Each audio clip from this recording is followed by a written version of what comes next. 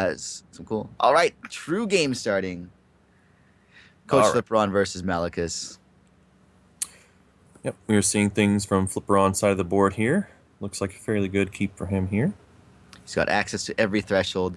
He has an Eye of Lixil in hand and some good early game options. So let's see if going on the play, of course, being the eighth seed, Flipperon can survive Malicus's Diamond Ruby roll of the dice. Eye of Lixil is really good at stopping Calamity's attacks and just about every threatening troop in that deck. They're all mostly wild. And Eye of Lixil, of course, a 1/1 troop that prevents all damage to it, that shares a shard with one of the thresholds you contain. And actually, Royd taking Ruby probably for that Eye of Lixil. The only thing that means, though, is that he is not able to take a Sapphire. Yep, pretty So interesting going early on there. But yeah, wants to have this Eye of Lixil that can't be battled or dealt damage. what Ruby cards can be played to in that is in Malicus's deck that can handle Eye of Lixil?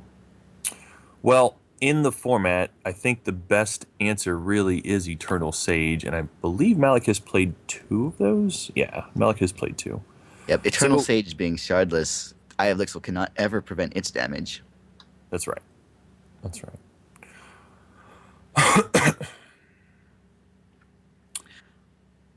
So we see Coach Flipperon going with the early martyr on the periwinkle here. Certainly worthy of a martyr, but probably a little unfortunate for him there when looking at the card that he top decked. So a quick look at the deck list does show Malicus is main deck playing Fiery Indignations. That is probably a reason to go for the Ruby over a Sapphire, at the risk of not having cards, being able to play his cards requiring Sapphire.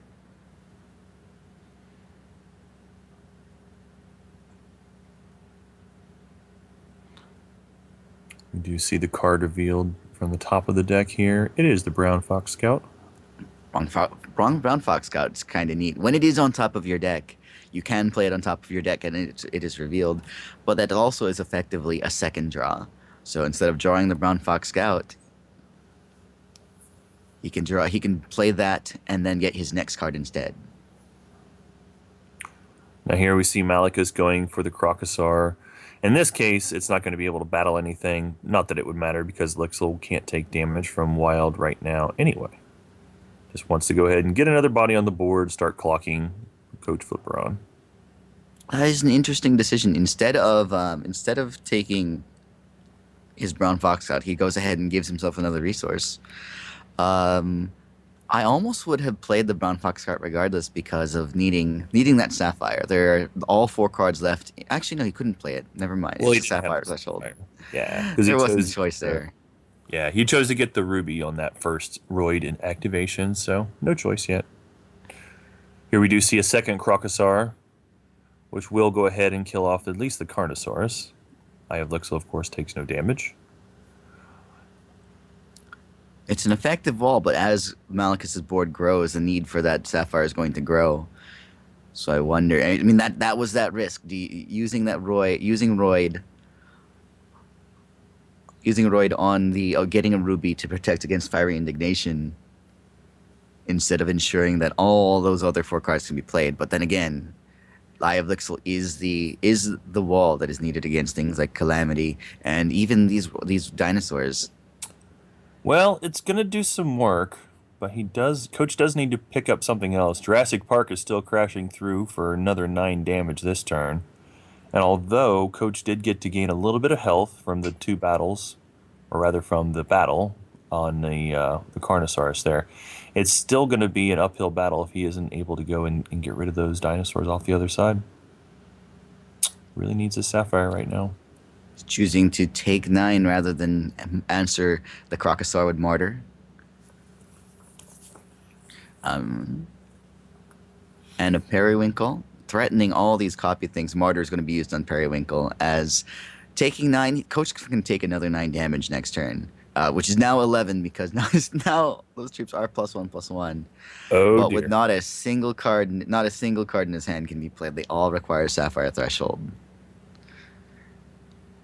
Oh dear.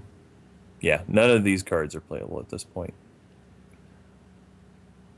And of course, we're going to see another attack here, this time for 11, as the Lickle can block one of the dinosaurs. Do you have a rough percentage of how much of the And Ruby lethal Wild because of decks the were running Stringer. Fire Indignation? Yes. An extra damage from Yep, Stranded. just got to make sure we point out the lethal going on there. Fiery Indignation was not a commonly played one. I don't know the percentage, but we could go find that out because we have our handy dandy stat Because sheet. that is literally the only card in this deck that would spur Coach Flipperon to choose Ruby instead of Sapphire with that Roid. Um, The only card in Malekith's deck. So yeah, I'm that's fair. wondering if that was the consideration for why play Fiery Indignation.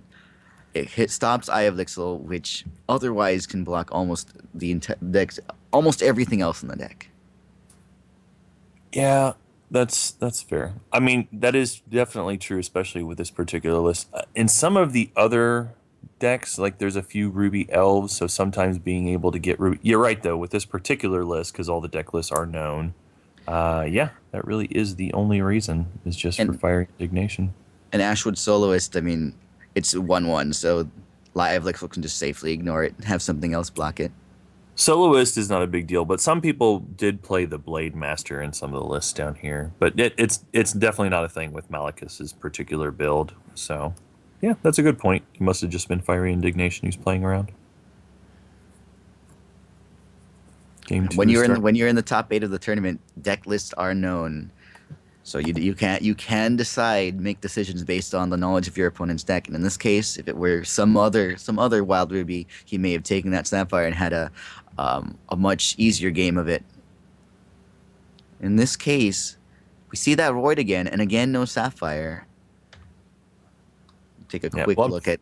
Go ahead. pretty I'm sure gonna he's take a going to quick look choose at. it this time here. Yep, we do see Coach taking the Sapphire this time.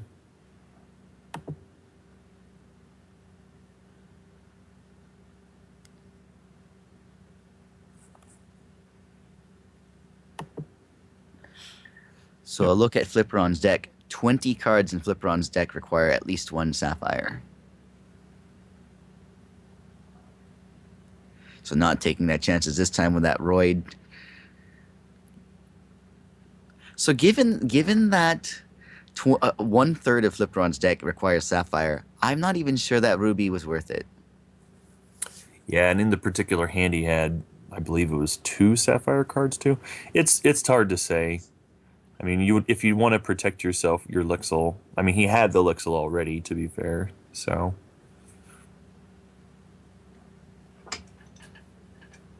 it's easy for us to look in hindsight and say, "Hey, you didn't get your Sapphire. Why didn't you get your Sapphire?" At the same time, I completely understand taking a Ruby there because Eye of Lixil is key to stopping what Malekith can do. Now, Carnosaur is very good against killing all these elves. Oh, interesting. Coach is not going to go for that though. Going to be patient and hold up the Pride's Fall here instead. It looks like, or maybe even go for the activation on the Roid.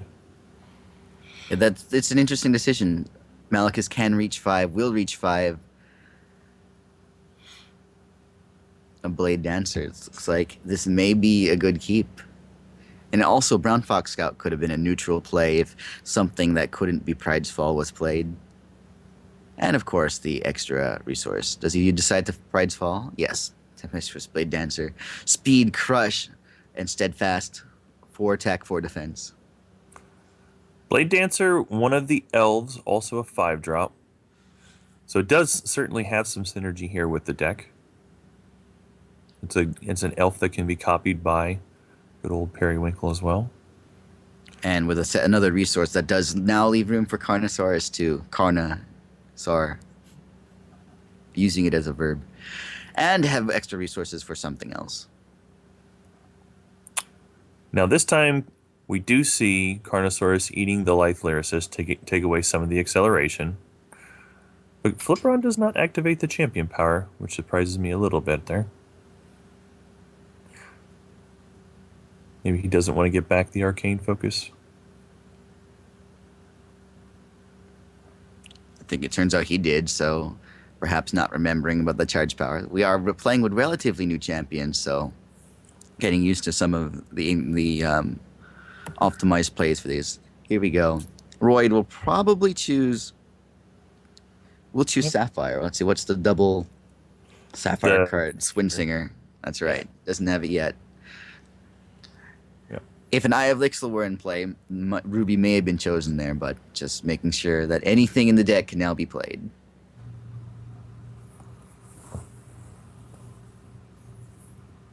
We see a Oh, yeah. Carnosaurus to come and battle another Carnosaurus.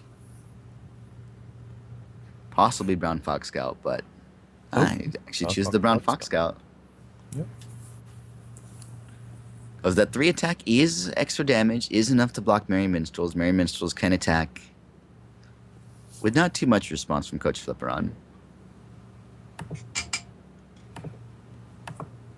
One of the nice things about the Carnosaurus, whenever a troop does battle, you regain some health. So we do see Coach going up a little bit there from that exchange. Malachus as well. So at this point, a top deck Windsinger would be pretty nice. Arcane Focus. No need for Sapphire Shards anymore, so takes a Martyr off the top 2 cards. The other card gets put into his deck somewhere. It looks like he's fine with Brown Fox Scout and Arcane Focus. Again, Brown Fox Scout being put back into the deck means effectively an extra draw now, with plenty of resources to spare.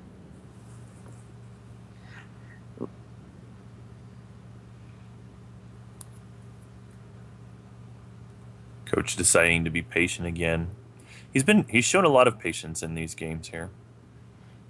Wintermoon decks tend to reward that, and I mean it has access to Sapphire Diamond suite of removal. A lot of it is actually very effective in this matchup.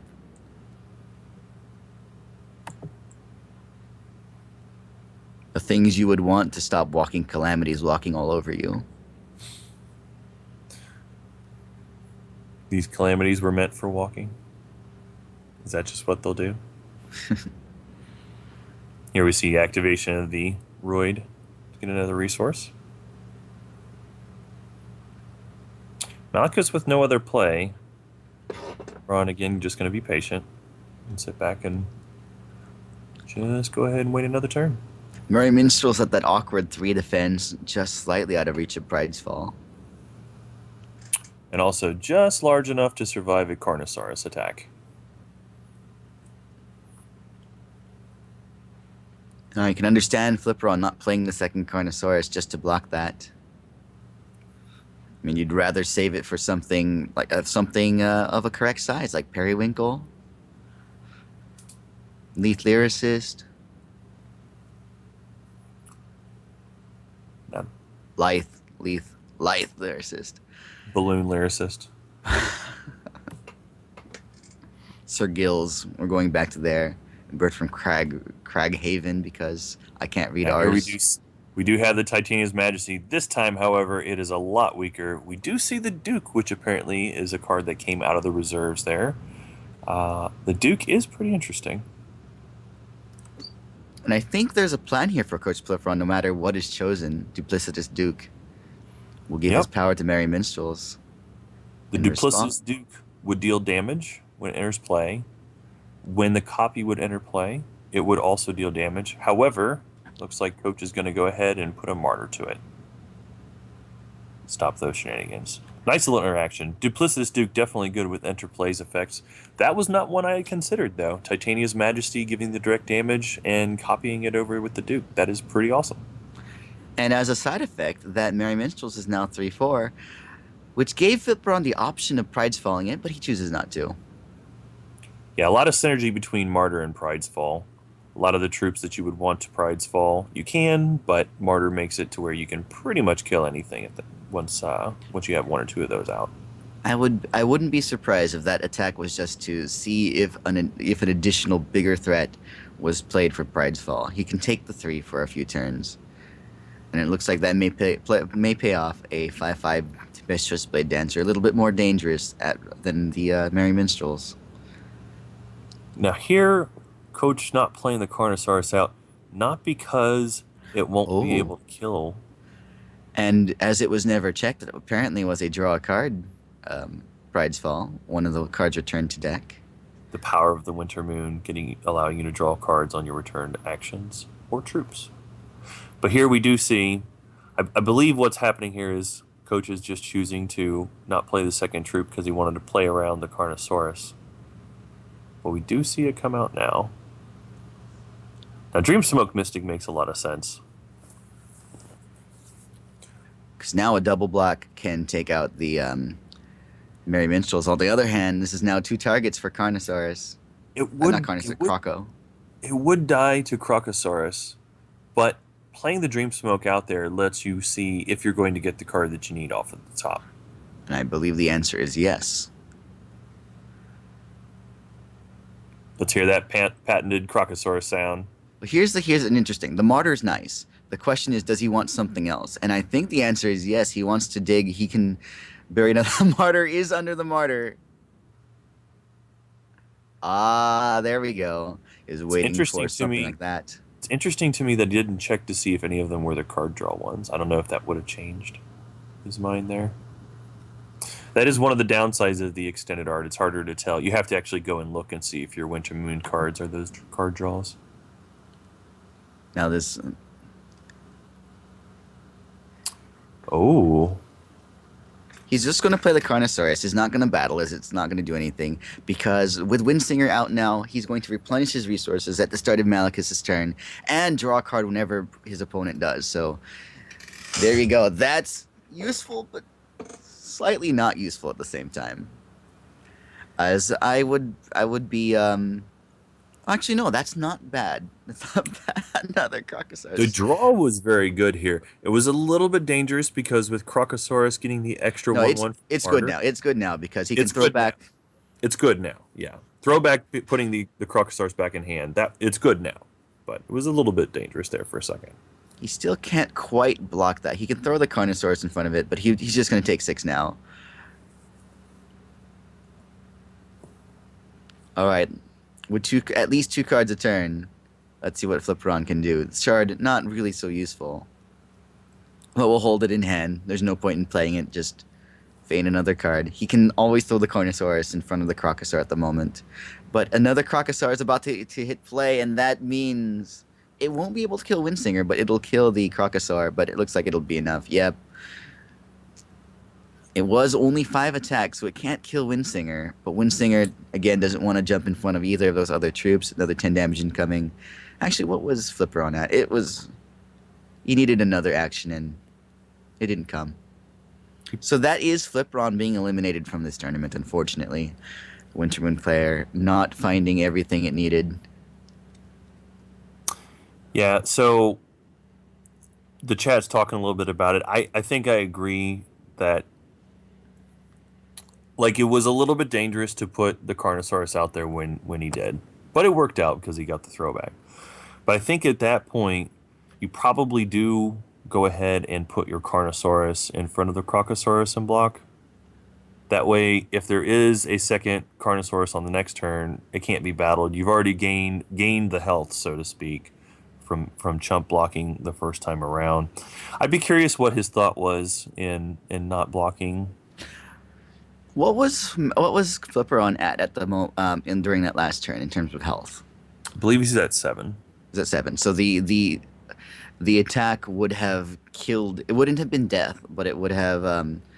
Windsinger would have died. Would have needed to block in order to not die. The Carnosaurus is dead because the Carnosaurus was only at 5 attack, and Windsinger has 6 defense. The Crocosaur, yeah.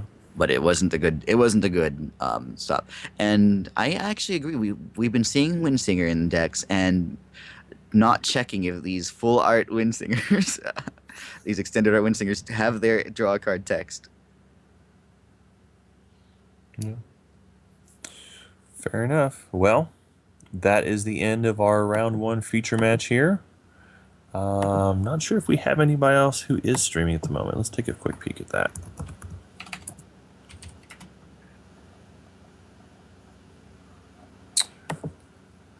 Malekith looks like he did go ahead and decide to start streaming here. Yay. We have We appreciate that very much, sir. So I believe that will be our next feature match then. following the number 1 seed. The number 1 seed, that definitely makes sense to follow him around anyway then.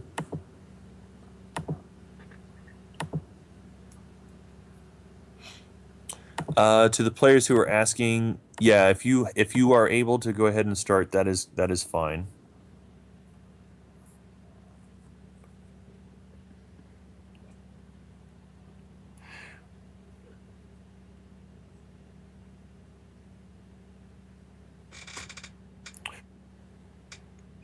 Yeah, no. So Flipperon, we're kind of curious. It's not about whether you knew that he had the third Crocosaur or not, but we're just curious why it was that you didn't go ahead and block after you did the throwback there.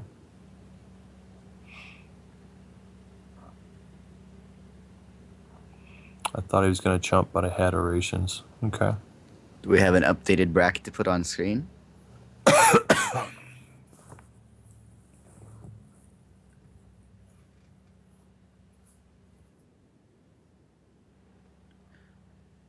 Just waiting for the official reporting. We saw the result on screen. Yeah. Yeah, Flipperon lost that one. 2-0.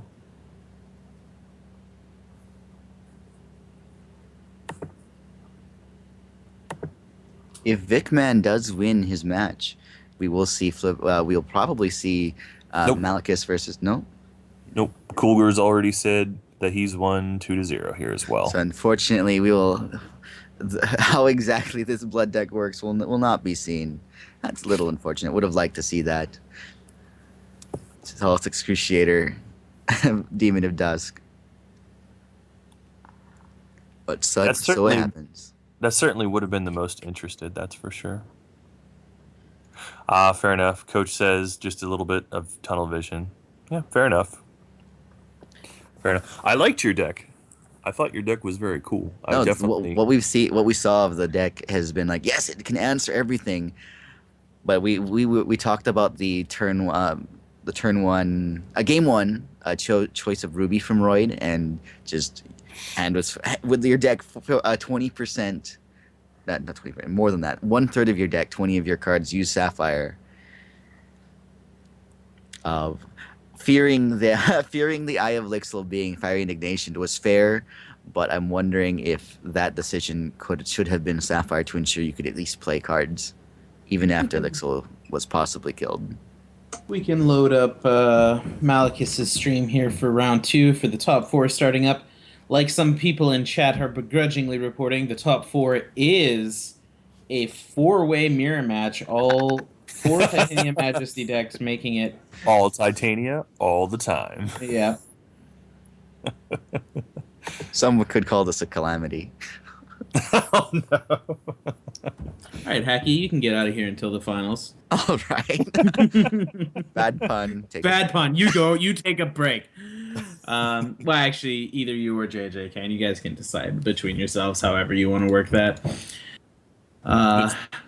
It's fine. I'll go ahead and step out here for a minute. See his bit. All right.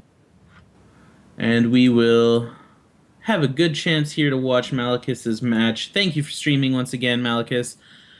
We are, of course, always in the realm of wanting streamers for this kind of situation, and with Motivation and Flipperon getting knocked out, I actually didn't think we were going to have another match. So, thank you for turning your stream on. It's always appreciated. We cannot thank you enough. The Deck of Many Things is predicting that a Madramp deck will win the whole thing. I think Deck of Many Things needs a timeout.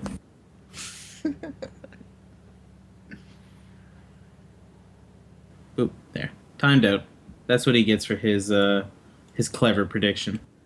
I almost think that choice of Ruby, because of simply because of Fiery Indignation, may have won Malachus a game, just outright. Just having that available, even though it's never used. Yeah, it's hard to tell because the Stirring Oration really does come out and win that kind of match out of nowhere.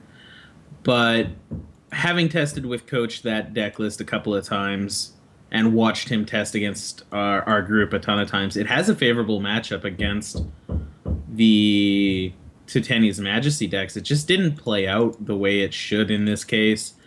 He never hit any of his Winter Moon targets, which is a threat you run into with that champion. He never hit any of his card draw. He wasn't able to sustain the card pressure necessary to keep a threat over them. There were a lot of shards in that game too. And Dreamsmoke Mystic is part of the ways you can filter out those draws, but one wasn't drawn until late.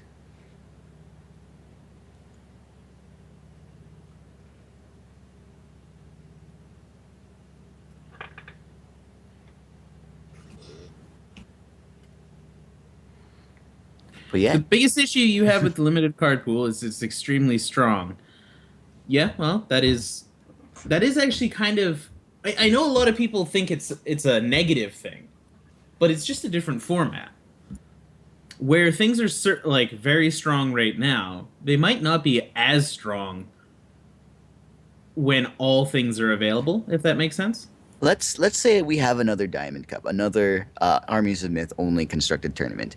I would venture to say a lot more people will be playing anti-Titania's Majesty decks to various degrees of success. So if we held this tournament again next week, you may very well have very different results, as people know that is the huge elephant in the room. And at the same time, a lot of people maybe this is effective. Let's play it.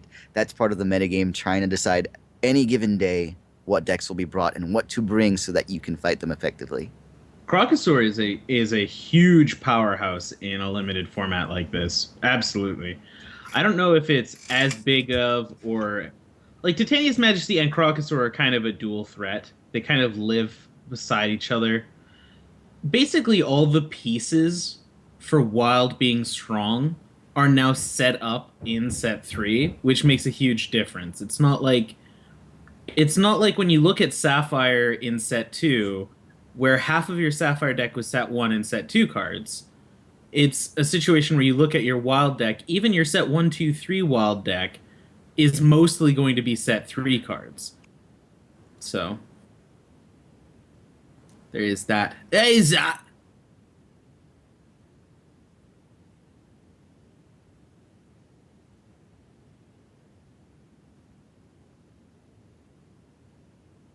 Yeah, I don't like the absolute statements like everyone knew Titania would be dominating, or like that was the best attempt at anti-Titania. Well, I think there are things to explore. for And what for what little it's worth, it was easy to look when they changed what Titania's Majesty was. There was a lot of us that looked at that card and went, "Well, that was a buff," because it certainly didn't get any worse than its original iteration. But that doesn't mean it's unbeatable. Titania's Majesty on its own wouldn't actually be that big of a deal if there weren't as many turn 3. Like, there's 3 troops in the game that essentially say, "Oh, you win now," if you play them. And it's not the end of the world, but it will be very strong.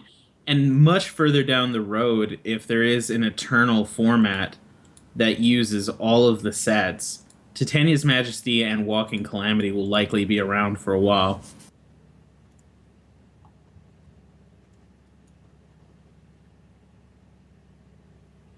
So we see, I believe, Coolger and Malekith getting ready up on their stream.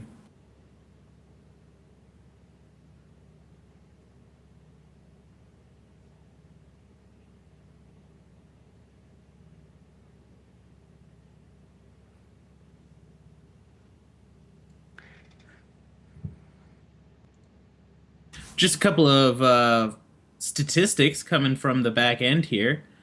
We've got, and I am now being told that these can be stream facts, even though I literally just started saying they would be. Michael Allen. This was Vic Mann's first tournament this season. Everyone else has played in a previous tournament. And Vic Mann is the only person in the top 16 who didn't play in a previous cup this season. The top 32 had 6 new players. A lot of familiar faces in the top 32. So the stronger players really showing themselves off here. Malekith. Game is beginning. Malekith versus Kulger. First hand, that's a lot of wild and a Carnosaurus. The second hand, second hand's a little better. Mm. The second 5 minute hand delay. is a little bit better, but also it has that threat. The Feral Root Acorn is an incredibly powerful resource if you're holding or playing an elf. Without that, it really is just a 1/1 resource with a charge for the turn. On the other side of the board, we see Coolger laying down the Pupil of Creation, which will grow 2 attack and 2 defense with every 5 or higher cost card that's played, and has an Eye of Creation pseudo effect built into it.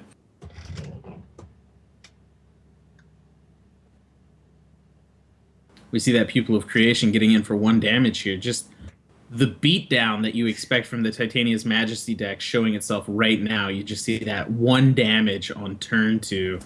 That's the kind of overwhelming power that the chat is talking about when they discuss just how powerful the Titania's Majesty Crocosaur deck is.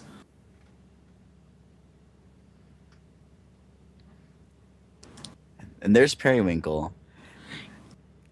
Two of the support cards, eh? Titania's Majesty is going to be almost certainly going to be played this turn by Malekith, and it's kind of the one shot thing he needs. He can't play Titania's can't. Majesty. He doesn't have a wild threshold. Oh, that's right. He needs an elf for Feral Root Acorn. I know. It's going to take some getting used to. It's like, oh, he's got that threshold. He's all good. No, he needs to draw an elf. He needs to draw an elf. He doesn't even have any of the threshold necessary for that Crocosaur, which would have been a huge play for him here. It was a really risky keep, knowing that he had no resources really to play. On the other side of the board, Coolger just taking his time setting things up. 3 incredibly powerful Elven support cards here. Pupil of Creation, Periwinkle, Ageless Troubadour. Next turn, he will have something like 8 or 9 resources available to him. But Malekith picks up the Wild Threshold, plays out Titania's Majesty, finds a Walking Calamity in the top 5 cards of his deck, creates a copy of it, and enters play. It will deal 5 damage to Coolger, but thankfully he left behind the Ageless Troubadour, so he'll only take 18 damage this turn, but regardless of the risky keep, Malekith putting the pressure onto the board. Wild Ruby not actually having a fantastic answer to their own Wild Ruby situation here. Malekith has to wonder if it's worth swinging in here. If he leaves the Walking Calamity back, he is safe from the Walking Calamity swing from Coolger. At the same time, he's going to take out Ageless Troubadour, which means less resources to work with. Coolger still, though, has the charge power, so can reach 5 resources. Interesting to note, just to point out, this was a 6-card starting hand for Malekith. He did start off, his 7-card hand was 6 wild resources and a Carnosaur. So while it was risky, it was much better than that first hand.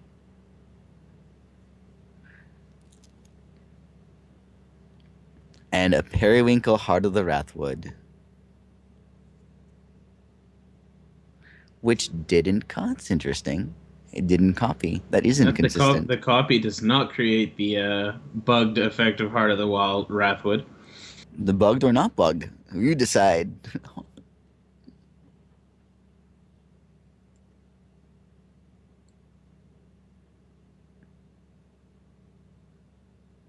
For everyone in the chat that's making fun of the fact that I said only 18 damage, 18 is not 20. Coolger survived. It was the point of the statement.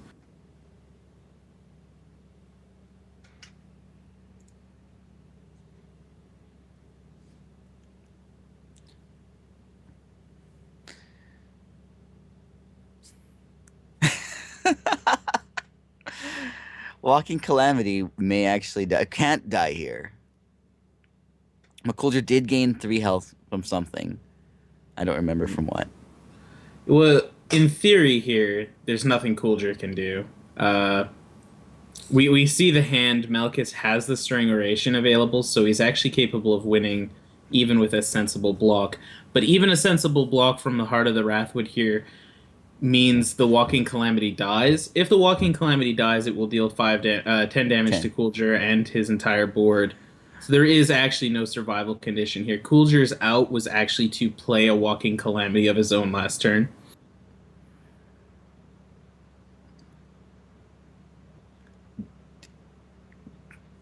I'm curious why he played the Stirring Oration, because that means Walking Calamity survives, and 2 damage goes through. It's possible he's playing around the bugged situation here where a Titania's Majesty Walking Calamity does not create a uh, does not do the 10 damage. Hmm.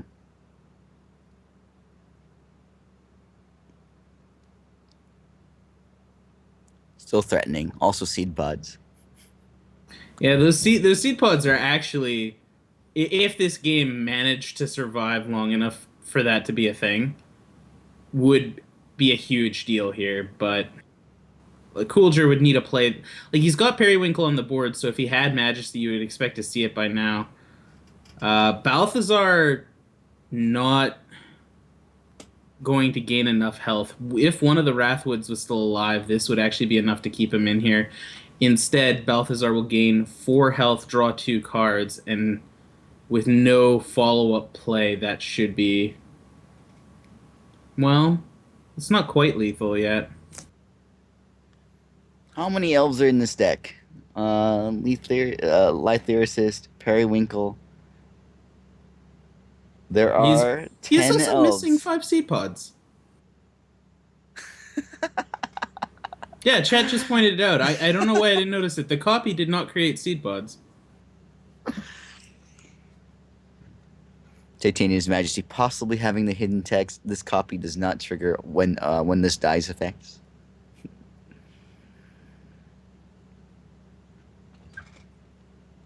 Oh, we've got some bugs to report.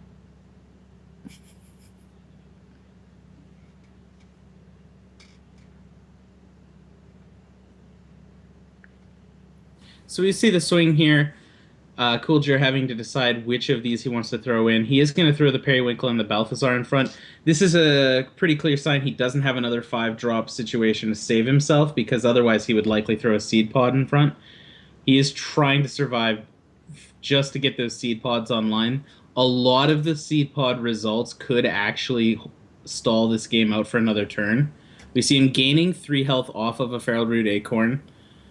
And is that going to be enough to... Will he be able to produce a troop with defense? He's got another Periwinkle. He's going to have his charge power. Can he play a 5-drop?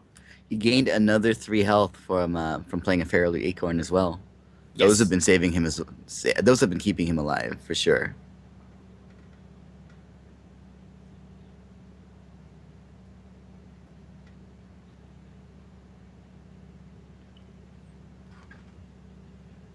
It looks like he's going to pass the turn. What? But I guess a timely Titania's Majesty. The second Titania's Majesty, of course. Basically, any troop was okay here. Malekith just needed something to help push an extra point of damage through, because as the board state stood, he could only deal... He could let one seed pod survive, and there were outs there. A Vine Goliath technically would have kept him alive for another turn or two, but as it is, we see Malekith taking down game 1, and the players will move into the reserves phase, and we will come back for game 2 in this match very soon. A lot of interesting plays there. Kind of a little bit of a bug showcase as well, with Heart of the Wrathwood not working the way it normally does, with the copy effect, the seed pods not being there. The seed pods not being there was relevant only if the game progressed another turn. In which case there would have been far more seed pods transforming into random plants. But a lot of weird stately things there. It is worth reminding everyone that bugs are treated as is, as we are using the in-game best of 3. So it is worth knowing how your cards may possibly act as interpreted by the in-game client. So we saw Malekith playing around, possibly not getting 10 damage from the Majesty's copy being destroyed. And we saw a copied Wrathwood, Heart of the Wrathwood not producing its seed pods, which could have been very, very relevant.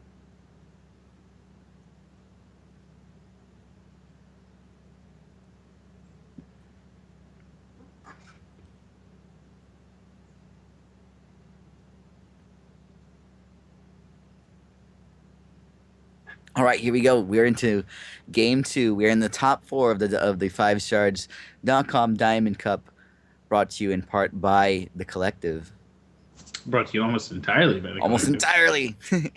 Almost entirely is still a part. All of it is still I a mean, part. I mean, it is all yeah. And this this is a dream keep right now. There are no elves, so that's an acorn. There's a wild shard. There's a pupil of creation from Coolger on turn 1.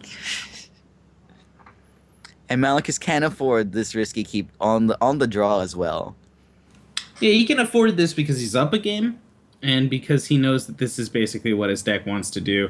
If he finds a single elf, if he finds a Lithe Lyricist here, he is going to be singing pretty for the rest of the game. He didn't hear. So 10 elves and 9 ruby shards are in Malekith's deck. Double. Before side deck. Before side deck. Pupil of Creation doubling up here.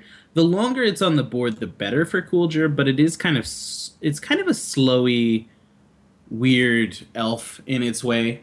It will start the beatdowns next turn if Coolger plays a 5-drop, though. He will be swinging for a considerable amount of damage. We see he finds his Lithe Lyricist. He will be able to choose a Ruby off of the Feral Root Acorn, and next turn, if he finds even if he doesn't does find need a a resource. resource. Yeah, but he needs to find a resource in the next 2 turns to be able to just continue to chain out these Majesty, these multiple Majesties. We don't see a 5-drop from Coolger, and we also don't see him swing in here. And on the other side of the table, we see the 4th Titania's Majesty make it into Malekith's hand.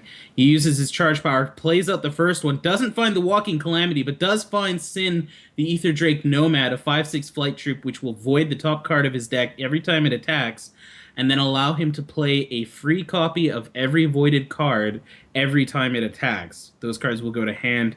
A very powerful card draw generating ability, in addition to dealing the 5 damage to Coolger's face.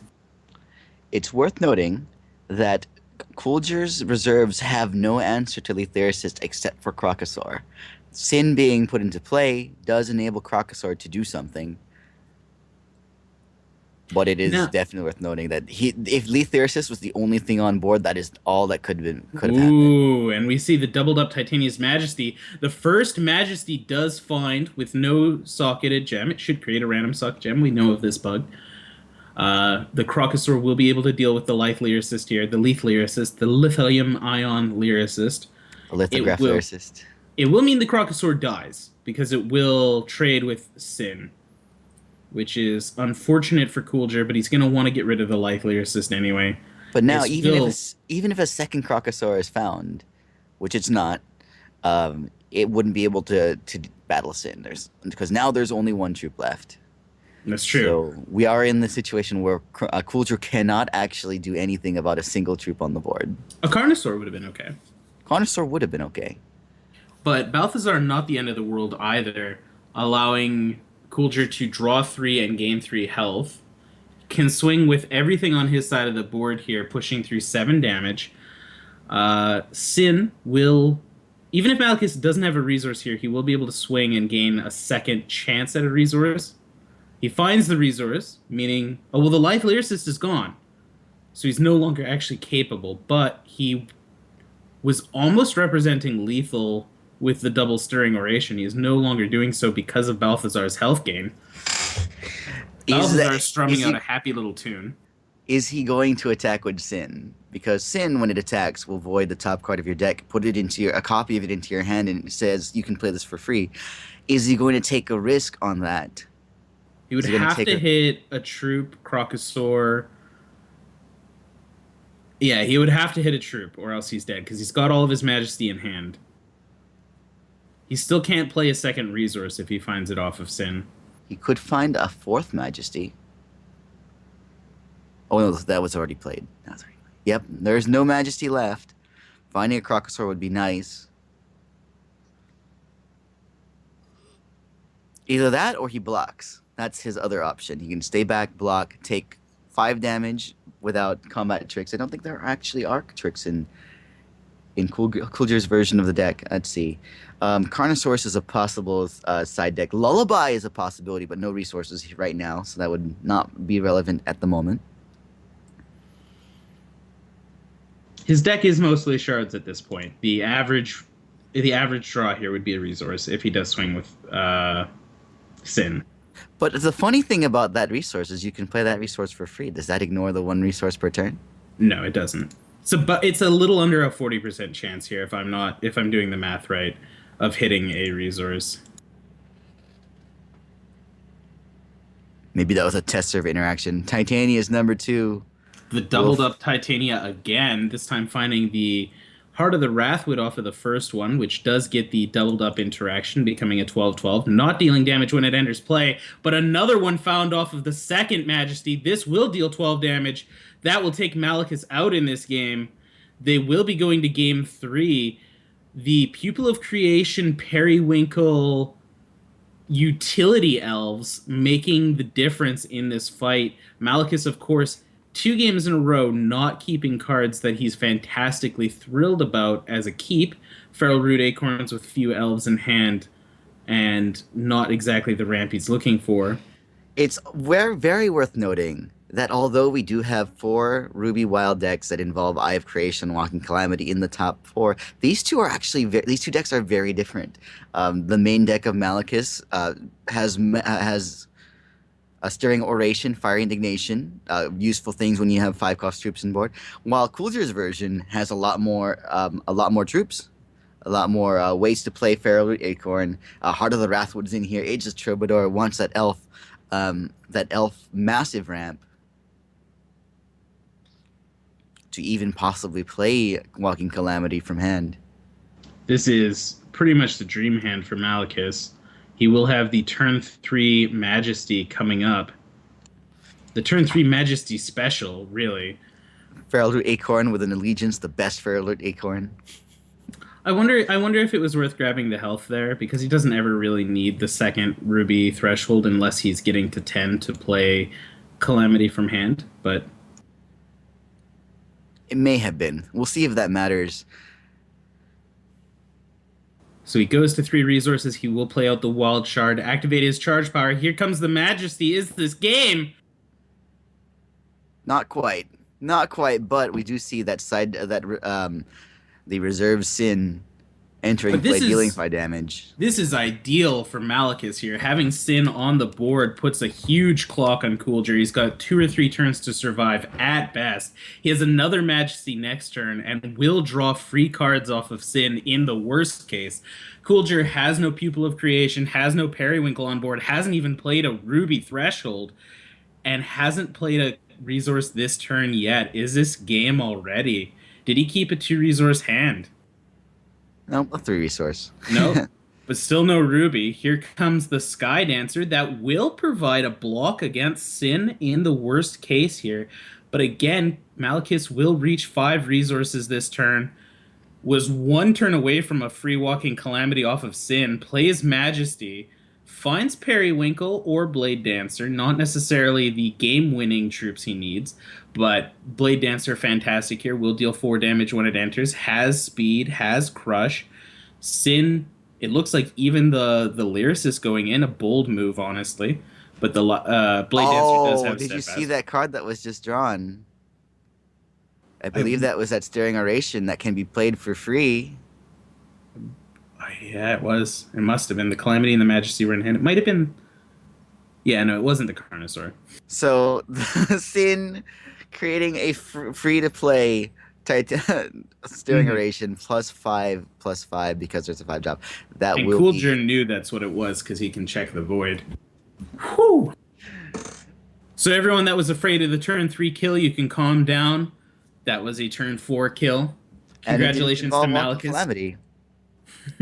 Sin is going to be the new 1500 plat card. I'm going to check the auction house right now.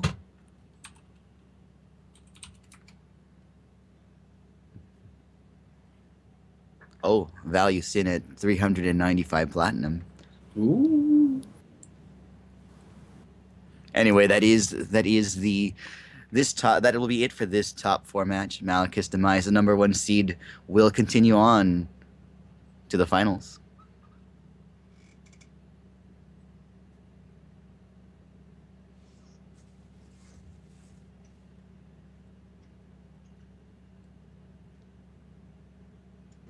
Now, I missed one of those games there, but was the winner of each one of them the player who was on the play that time? Yes. Okay. You're mentioning that being an important part in this particular tournament, getting your explosive win condition first, or at least trying for it, as it's never guaranteed. Yeah, it's never guaranteed. That's for sure. But I mean, these are basically, especially with the Titanium, they're basically combo decks. They just also happen to have a ramp slash mid range plan that is their backup plan if it doesn't work out. Do you think that if Fifth Book didn't have its silly bug, would it have mattered for many of this? Would you think it would have been used to some effect? For example, I yeah. Go ahead. Sorry. For something like, for example, if it doesn't turn 3 go off, using it to remove Walking Calamities from the deck. So Calamity doesn't work because it would put them into the graveyard, and Calamity says whenever it would be put into your graveyard that it goes back into the deck. So that Well, actually that is would be right. a thing. Yeah. The book, you could, like, I think the typical use for book would be, look at the cards in their deck, and whether that's intended or not is we'll put that aside. But you would probably want to get like one or two Terrarantulas to kill off whatever it is they're doing, and playing it with like Fentio, and then like getting those to kill whatever they have on the board, and having 10 power added to your side, I think is what most people are going to do. And then you remove one of their awesome cards from their deck that they could draw on a future turn. I think that's probably what you end up doing with that card most of the time. I don't know if it's a thing that would have been fast enough, honestly, because like it's a thing that the Blood Sapphire deck could have done to make it more competitive, because being able to go and search out those Terrarantulas is very good. It is But rather slow. it is still, yeah, like even if you do, it's turn 3 for Fentio, turn 4 to activate Fentio and play the book, and then turn 5 when you can finally activate. You have to pay the additional resources on book to go and put the Tarantulas into the bin. So I think even that would have been too slow for the really good draws. Like that one we saw right there, that was a turn 3 Sin. Like, I don't see What do you how. do? Yeah, yeah. It's really hard. And like, well, I don't want to say too much about potential changes that Malekith could do here for the next matchup, but there's definitely some things you can do that make it even harder to stop the turn 3 win there. So Well, yeah, deck lists are known. that's true. That's true. But But we don't want to reveal things that may or may not have been noticed by our players. All right. So it looks like the final match has been decided. By the Sorry, looks of it, Saratai versus Malekith Okay. will be the finals. And Malekith, of course, is streaming for us. As soon as that match gets started, me and JJ will be here to commentate that final match for you.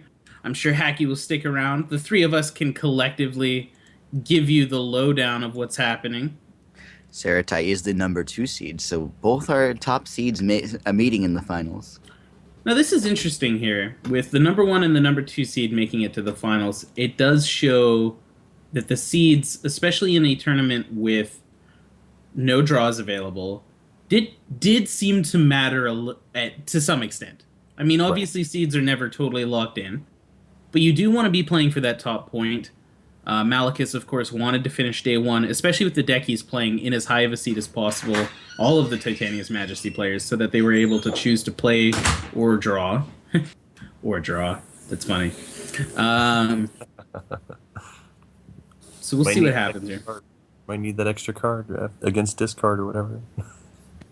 Malekith, of course, put a lot of thought into his sideboard. You can tell he meticulously crafted his sideboard. The joke here, of course, being he just literally said he didn't put any thought into the sideboard in chat. But, yeah, we'll see what happens here. We will get to see this match in about 5 minutes when these players start up the finals, the Diamond Cup situation here. Now, it is worth noting that this is for a substantial prize pool. As with all the Cup of Fate tournaments, the winner of this takes quite a bit home with them. Do you happen to know the prize pool offhand? JJ? I They are set 3-packs, yeah. First place, well, there. It was just put in chat. Tech just already spoiled it there, but I think it's 250 packs in total that we give out for these tournaments, right? Mm-hmm. In addition to all the other door prizes that we give out. Well, I don't know if we call them door prizes, but to random winners to the people watching the stream.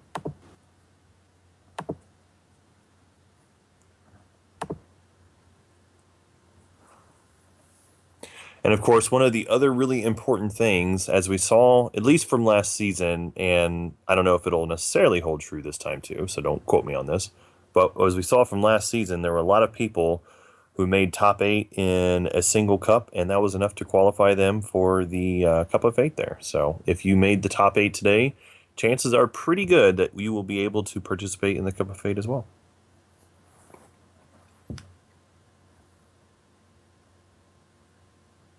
The Cup of Fate having excellent prizes. I'm fairly certain Colin wouldn't have the second Cup of Fate be worse than the first Cup of Fate. So he's calling you out, Colin. No, he said that himself. He has definitely said that himself. Something to that effect. Maybe I'm paraphrasing, but it'll be worth playing in. So yeah.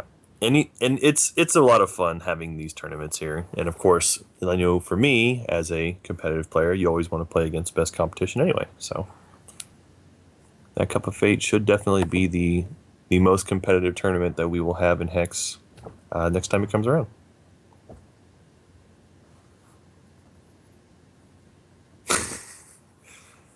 Hecky, there is Big Brother watching you. Yeah, Colin's always watching. He never really speaks up in chat, but every time he's mentioned, you can just see it, that light blue text appear just usually symbolizes strength and fear, and you're like, oh man, it's Hex Colin. We've been graced. Just wait and see what happens. Wink. Wink. Oh man, I could write a Colin bot with all of that would be fun. You've made jokes about it. It is awesome. Don't worry too much. Wink.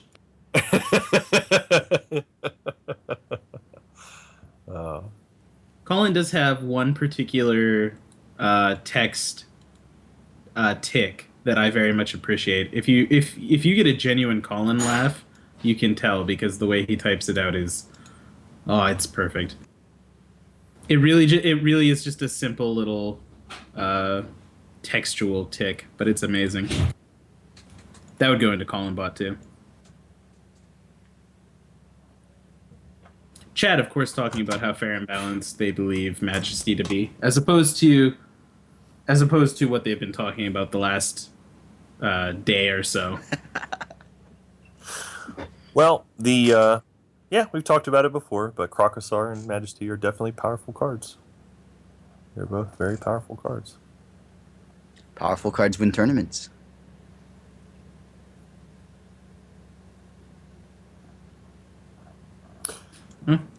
There is a reason that they are considered powerful cards. When set 1, 2, and 3 are available and more options are there, especially with this as the lead-up tournament, we have to imagine that people will walk into those tournaments with answers, and we'll see how that changes the board. They will walk into tournaments with Calamity on their mind? No, but it's been said before too, and it is a good point. In this particular set, Wild was just set up with a lot of good threats without a lot of answers to it. So it's a fair point. I don't personally think it's going to be as much of a problem when we get all three, but we'll see. Well, the thing is, do you go into the next tournament? Do you go into the Sapphire Cup running a deck that has the air quotes most powerful card, knowing that an equally large majority will walk in with cards that specifically are built to answer you? That's just the weird situation to be in there. Well, looks like we're going to have this finals matchup starting now. Yep, and we see Malekith mulliganing once And it looks like he will likely mulligan this hand as well. If he were to draw a wild here, that hand would have been great.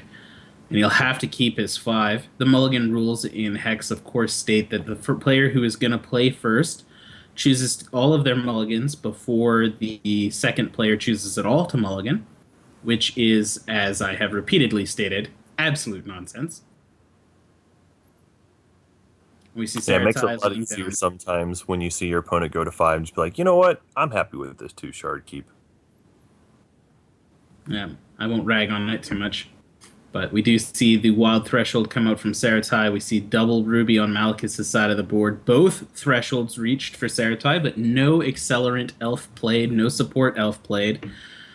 Malekith will have to pass his turn 3 here without a play. He isn't totally hosed here. He is holding onto a Fiery Indignation, so he can answer a Periwinkle. He can answer a Lithe Lyricist. The advantage of going first here has been diminished for Malekith substantially. We see a Feral Root Acorn used to grab some health for Saratai, who lays down the Ageless Troubadour. That is an accelerant style elf who will gain +1 resource every turn at the start of Saratai's turn for each elf in play, including himself. And we find the wild on Malekith's side of the board, which does open up his options. Troubadour, of course, as an accelerator, one of the better targets for Indignation. You have to decide, can you go and answer their Calamity or their Titania if they go for it this next turn? Yeah, the threat here, of course, being if you Indignation, that Saratai can still reach 5 resources next turn. Still can reach 5 resources, potentially. Yep. Champion power in a shard would be enough. Yep. He isn't... Malekith doesn't have to worry too much about, say, Crocosaur here. The thresholds aren't correct. But, I think with this hand, I might consider Lyricist and Charge Power and Indignation on the Troubadour, too. And we see Malekith lays down the Lithe instead of playing out the Indignation, which will allow Saratai to reach 5 or 6 resources this turn. And Saratai doesn't look like... I hope I'm pronouncing that correctly. Hopefully he would correct us. I haven't actually ever seen him speak in chat. He must have a different Twitch username. Hasn't laid out a resource here, so we do see the Charge Power takes him to 5. Majesty off the top, and Calamity. That is, as we've stated, because of the Lithe Lyricist, only going to be 18 damage. Only 18. But with the addition of the Ageless Troubadour swinging, that is fatal. Yep. So that is the turn 4 kill on Saratai's side of the board. Saratai, this is kind of like a tennis match, where in tennis, the person serving is always at an advantage. But if you ever break serve, you gain such a huge advantage in the set that it's really hard to quantify. So Saratai does take down this match and gets to play 2 more games, at least 1 more game, but 2 at the worst. And if Malekith does win the next game where he goes first, they go into the 3rd game where Saratai gets to go first, which, as we continue to state, the player going first is at an advantage in this matchup. Yeah, just thinking back to the last game there, it's hard to know what exactly your opponent has in hand there, but yeah, without having the potential for our own Majesty, at least from what was in hand there, and he would have, Malekith would have needed to draw both Shard and Majesty anyway. I think I probably would have gone for the Indignation on the Troubadour there. It's hard to tell. I mean, like we've said a couple of times,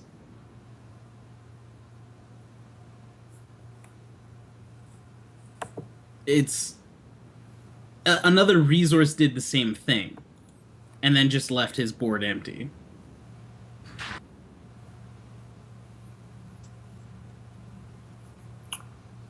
Let me see here. Different hand, but looks like a pretty This is far more keepable for Malekith on this side of the board here. We see him lead off with the wild resource. Again, that Feral Root Acorn does benefit from the Blade Dancer being in play, but Malekith is running kind of a shorter amount of elves than most lists, if I'm not mistaken. The 10 elves main interesting deck. Hmm. the interesting thing was that with Malekith having the Blade Dancer, it does certainly give you more 5 drops that have synergy with the Periwinkle, but also give you the elves that you need. One of the things that we've seen a lot today is, for example, like this Light Lyricist, it's a 1/2, and it is susceptible to a lot of the removal options in the format here. Hmm. Well, and this is actually kind of the best case for Malekith. One card out of his opponent's hand, he will be able to respond with Carnosaur, and he is now one resource away from being able to deal out the Majesty and hopefully hit something threatening. Uh, Saratai will not be able to perform a turn 3 Majesty with the board state being the way it is. Malekith in this situation certainly looking to hit something on his next draw, though, isn't really in a stand-up position with what he's got. I will say Carnosaurus is one of those cards that is nice for trying to break serve there. Being able to get a little bit of health so that you don't die to a single calamity, and also being able to kill off the accelerators is pretty good. Mm-hmm. We see the Ageless Troubadour played by Saratai, which will also be responded to by the Carnosaur. Interestingly enough, there are 2 Carnosaur on Malekith's side of the board before the death here, so he'll gain 4 health. Does trade his Carnosaur for Saratai's. Saratai, on the flip side, has used a Feral Root Acorn to go to 23 health. That small amount of health gain is incredibly relevant in these matchups, just for the very edge case scenarios where like a Calamity hits the board, or a Blade Dancer hits the board and your blocking situation is not ideal. Saratai now, with a resource and his charge power, could hit 5 with the Calamity, or hit 5 and use Majesty, but instead plays out Periwinkle. These support elves will incredibly powerful in these kind of mirror matchups, just giving you multiple options.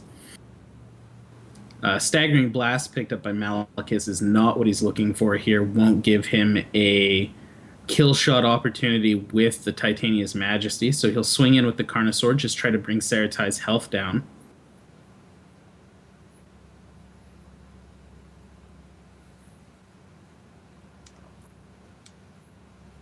You see the champion activation. Yep, champion activation. And Eternal Stage, which will be doubled up by Periwinkle. And then maybe the Ruby Shard to follow this up, which will kill the Carnosaur. We do see a Feral Root Acorn played. Almost certainly that'll grab a Ruby. It does. Both Eternal Stages activate the Ruby ability to deal 1 damage to all opposing troops. The Carnosaur dies, and play will resume. This isn't the end of Malekith. He is certainly in a worse position because of it, but with the ability to hit Majesty next turn, could be okay. Picks up a Duke, not what he's looking for. He'll have to pass this turn unless he wants to charge power into Staggering Blast, which seems like the antithesis of what he wants.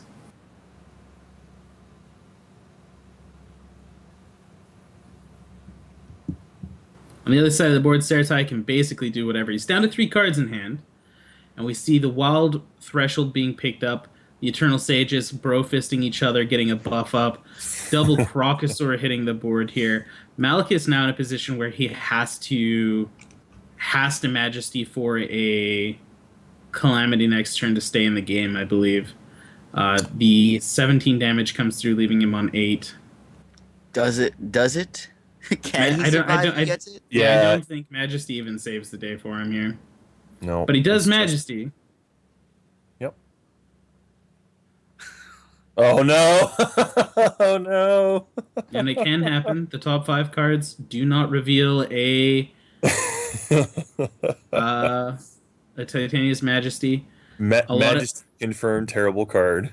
A lot of people here will now love to say, well, look, Majesty lost. I'm so happy I saw Majesty lost. But a friendly reminder that on the other side of the board, a Majesty deck is winning. Both players shaking hands digitally.